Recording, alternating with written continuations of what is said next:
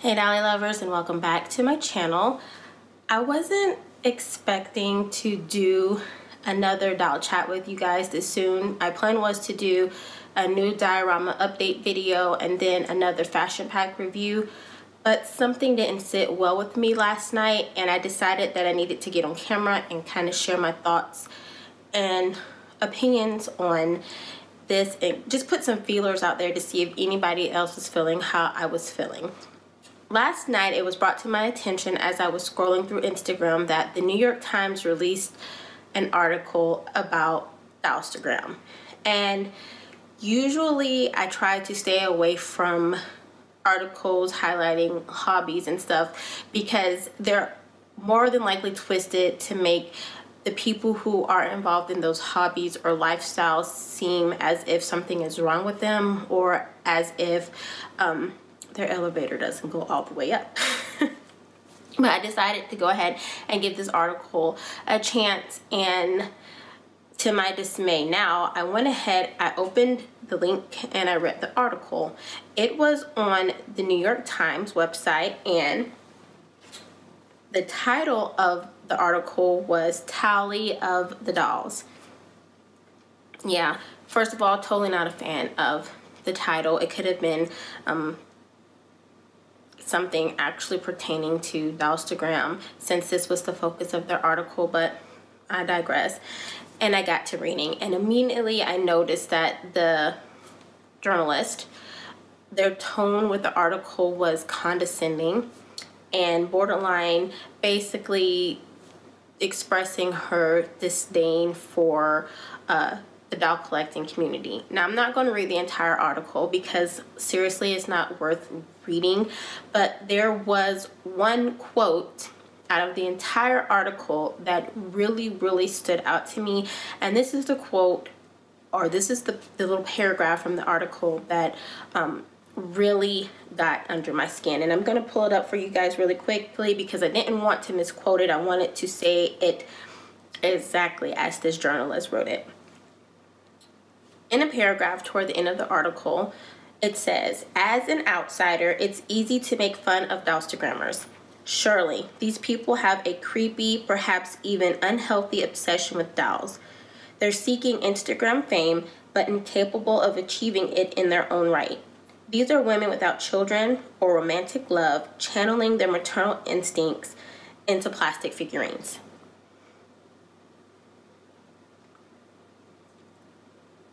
Now, I'm going to keep this video PG-13 and I won't be using any swear words, although several different cuss words did come to mind as I read this article. So let me just go ahead and give my opinion on this. To me, the journalist was biased, and she interviewed these accounts, and for the most part, I follow about 50 to 60% of the accounts that were featured in her article, and I really like them. Hence the reason I follow them.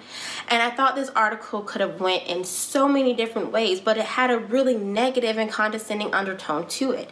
I don't feel like she covered all of the bases or touched any of the bases. Homegirl didn't even leave home. She was, she didn't even make it first. She was still on home base. This quote, to say that these are women without children or romantic loves, couldn't be further from the truth on, in my opinion, 100% of the people on Dauhlstagram. I'm a mom of 11. I have 6 babies of my own and 5 step babies. I have a romantic love. Most of the time he likes me.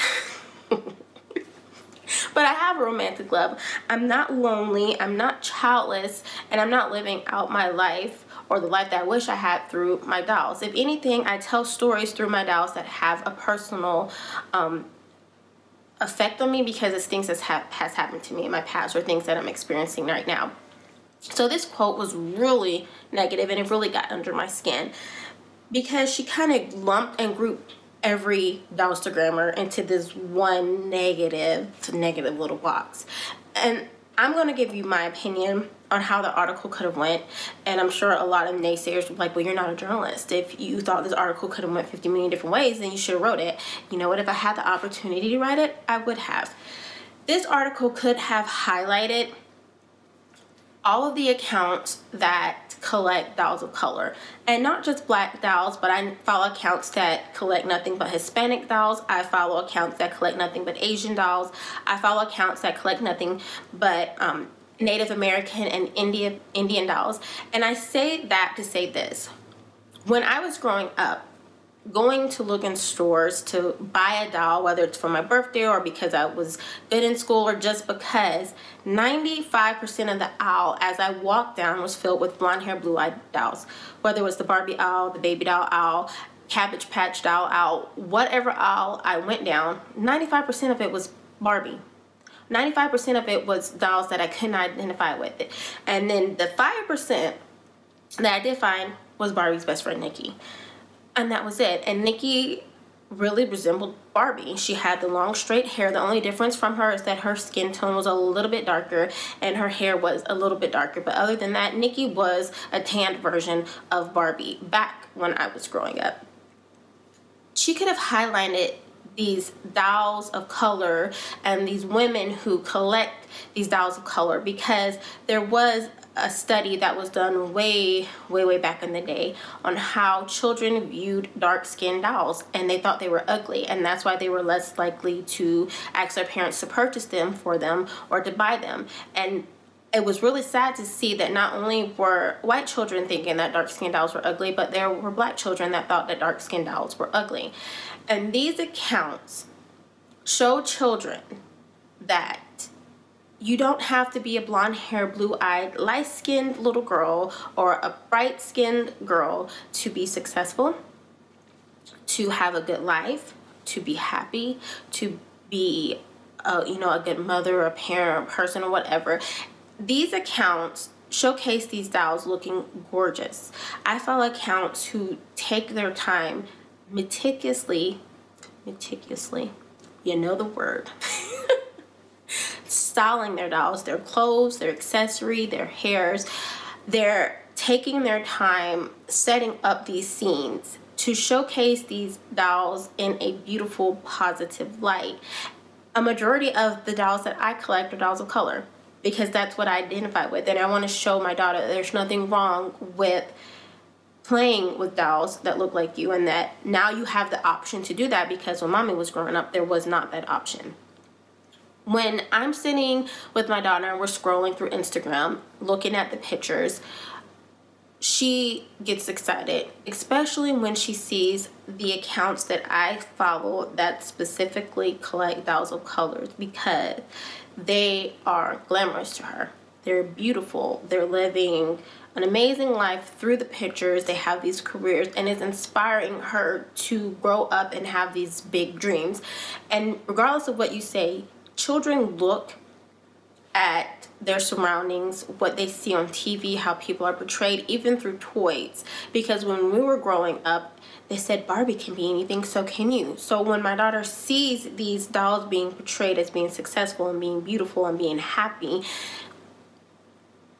she gets this in the back of her head that this can be what I can be when I grow up. I tell it to her, but seeing it is a different thing. This article could have highlighted those specific accounts and asked these women, why do you choose to collect dolls of color, and what are you hoping to portray to little girls or to teenagers or even to other adult women through your photos and through what you share on Dollstagram.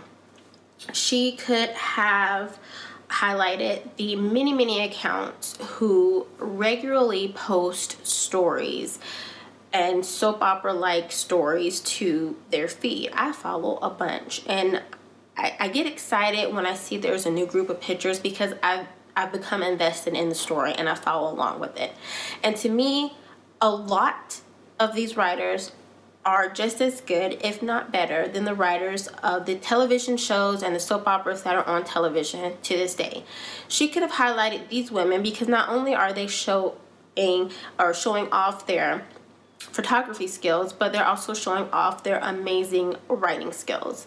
These women can write their tails off, and these men can write their tails off. When you have formed a community of thousands of people around your Instagram account because they flock to you specifically for your stories you tell and the photos that you use to highlight those stories. That to me is an amazing achievement, and she could have highlighted that. But she chose to take a negative undertone. She could have highlighted the accounts that feature dolls who have disabilities, whether it's a physical or a mental disability. Because a lot of people in this community have at least one character that has a physical or a mental disability. And in my opinion, this character usually portrays someone they know in their life or themselves. I'm seeing more and more, because I work in an industry where I'm around children, that there are a lot of children who are younger experiencing a lot of mental disability, and their parents are telling them to not tell anyone. They're making them feel ashamed of it. They're making them believe that there's something wrong with them, so they're kind of telling them to sweep it under the rug and to keep it quiet. And these accounts are highlighting or showing dolls that have mental and physical disabilities. I've seen accounts with dolls in wheelchairs. The Walmart brand doll, My Life Ass doll, just came out with an 18-inch doll that is missing a leg, and she has a prosthetic leg on. I mean, she could have highlighted those accounts, because when children see these accounts or are seeing these pictures, it's kind of not normalizing it, but making them feel not so alone, or making them feel like something's not wrong with them. But she didn't do that. She could have highlighted the accounts that are run by males. There are a lot of Instagrammers that I follow who are male, and they have some amazing accounts. Their pictures are flawless. Their storytelling is flawless. The personalities behind the account is flawless. She could have touched on this to show boys that, or young boys, that there's nothing wrong with you if you play with dolls. There's nothing wrong with you. You are not the odd boy out, and it's not a feminine thing to do. Playing with toys shouldn't be, oh, that's a boy toy, that's a girl toy. Toy is a toy is a toy. And I find that a lot of younger boys, if they're away from their parents or, whoever's taking care of them, they'll play with the doll, as long as they don't have someone in their ear telling them, oh, that's a girl toy. Why are you doing that? That's just so feminine.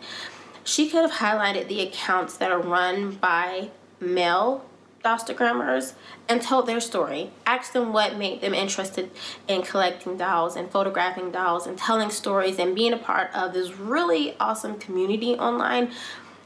But she chose not to do that. She chose to be negative. She chose to call us lonely and childless. Basically, she said we were trying to live out our fantasy through these little plastic figurines. I found it really hard to find a positive quote from her in this article.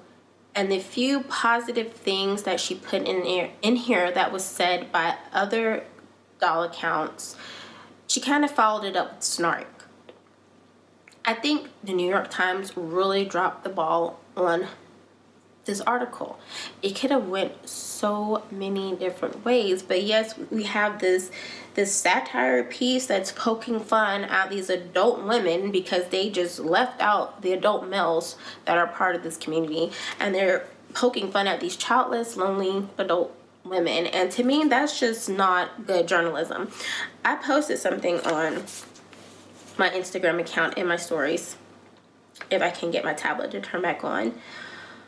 And it basically conveyed in one fell swoop how I felt about this entire piece. And I said I wasn't impressed at all with the New York Times article released about Instagram.